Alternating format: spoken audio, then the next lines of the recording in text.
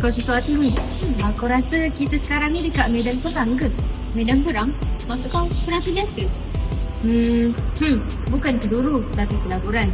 Bukan bom tapi teknologi. Ini perang geoekonomi. Amerika dan China sedang bertarung dan ASEAN, kita di tengah-tengah. Ya, aku ada baca hari tu China ada bina pelaburan, jalan, rel kereta api. Kononnya seolah nak membantu. Tapi hakikatnya itu hanya strategi jangka panjang sahaja. Nak tanam pengaruh diorang. Dan Amerika tak diam. Mereka luncurkan IPEF, di mana pelaburan dalam CIP semiconductor cuba imbangi kekuatan China. Kedua luar kuasa terbesar itu guna ekonomi senjata. Oh begitu. Sebab kalau ikut teori neorealisme, ini semua soal kuasa dan keselamatan sahaja. Negara kuat guna ekonomi dan keselamatan untuk mendominasi.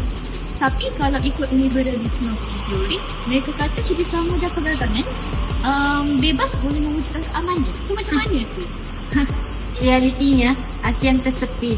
Nak manfaat dari dua-dua tapi takut jadi bidak dalam kesatuan besar. Tapi masih ada harapan kan ASEAN boleh imbang, bukan tunduk tapi bijak dalam guna multi-alignment macam Singapura dan Thailand.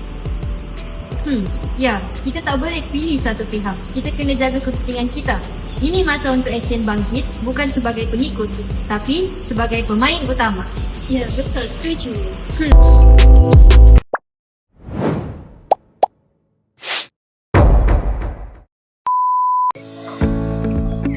El, kau tengok berita ni El.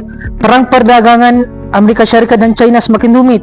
Bukan setakat tarif je, tapi teknologi pun mereka sekat. Iya, aku tahu. Lepas tu, Trump lancarkan tarif ke atas barang China. China pun balas balik. Lepas tu, banyak syarikat besar mula pindah operasi keluar dari China.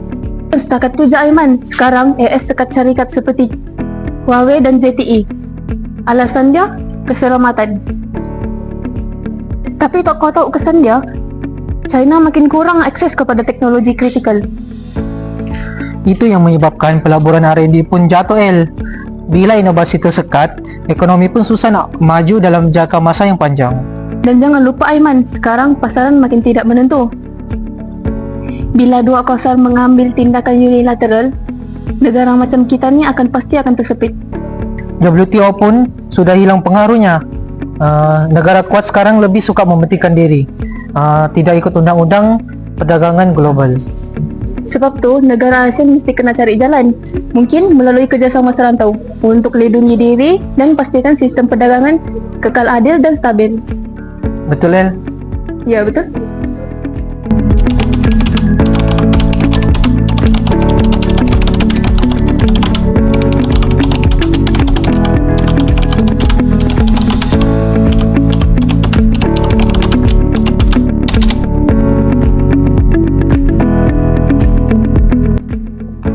Hei Mara, aku rasa pelaburan China dalam ASEAN, terutamanya melalui projek BRI, banyak bantu bangunkan infrastruktur teknologi macam Laos dan Malaysia. Tapi mungkin kau kena ingat, kebergantungan melampau dengan negara China akan jejaskan kita punya dasar autonomi luar. Takkan kita nak dibeli dengan projek kereta api je? Memang, persaingan kuasa yang besar dalam ASEAN ni boleh teruskan ketegangan. Kalau ASEAN terserap langkah, kita akan menjadi medan percetusan geopolitik. Sebab tu kita kena kekalkan dasar berkecuali. Jangan jadi alat untuk mana-mana pihak kuasa besar. Sebaliknya, kita kena bentuk kekuatan serantau.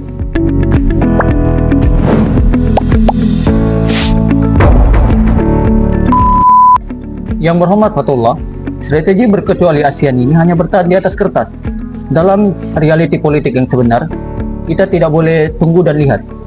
Kita perlulah berpendirian tegas, khususnya dalam isu keselamatan, teknologi, dan juga maritim. Yang berhormat Ismar Zaidin, saya tidak bersetuju dengan apa yang telah kamu cakapkan pada saya. Seperti kita tahu, ASEAN bukan pasif. ASEAN adalah telah menyertai RCEP, yaitu pada ketika itu hal ini telah dibuat untuk mengekalkan keharmonian kepada ASEAN dan sekaligus dapat membentuk satu rakyat ASEAN yang lebih maju. Hal ini juga, maafkan saya, hal ini juga tidak terbuka. Hal RCEP ini hal yang tidak terbuka kepada ASEAN, sekaligus yang tertutup kepada ASEAN itu sendiri. Tapi yang berhormat, neutrality yang berlebihan menjadikan ASEAN hanya sekadar penonton. Apabila China dan Amerika Syarikat berkonflik, kita sebagai ASEAN yang akan menerima tekanan ekonomi. Oleh itu, jika kita tidak mempunyai prinsip yang kukuh, bagaimanakah kita hendak mengekalkan kedaulatan kita di negara ASEAN? Oke, bagi pendapat saya, sebab itu ASEAN ini kita tidak boleh mengikut mana-mana kuasa yang ada di sekelilingnya. Kita kena optimis, dan kita kena ikut ala luna sendiri. Oleh itu, sekiranya ASEAN ikut terlibat di mana-mana kuasa, ASEAN akan tergugat dan sekaligus akan mengancam ekosistem ASEAN itu sendiri. Dan justru itulah YB, pada pendapat saya ASEAN perlulah lebih proaktif dan bukannya hanya menjadi sekadar pengimbang. Kita perlulah mula mengendalikan isu-isu besar seperti isu 5G, cyber dan data dengan lebih berani dan secepatnya. Jika tidak YB, saya khawatir kuasa luar ini akan terus mendominasi agenda serantau kita, khususnya ASEAN yang kita sayangi ini YB. Tuan-tuan dan puan-puan, kesimpulan jelas yang telah kami perdebatkan sebentar tadi adalah tentang persaingan geoekonomi politik antara Amerika Syarikat dan China yang bukan saja memberi cabaran kepada ASEAN tapi memberi peluang juga kepada ASEAN.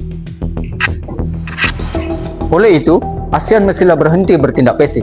Kita perlulah meningkatkan integrasi dalaman dan memperkukuhkan institusi kita.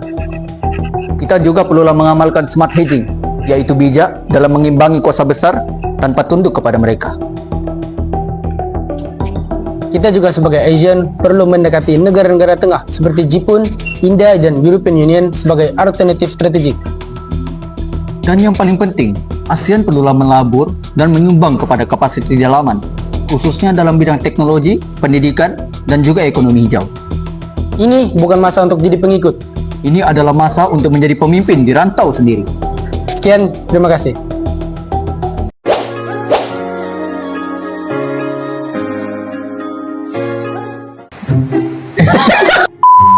Terkejut. Jen, main. Bobo, main masuk. Yang berhormat Fatullah. Kejap. Besut, kan tadi dua kan?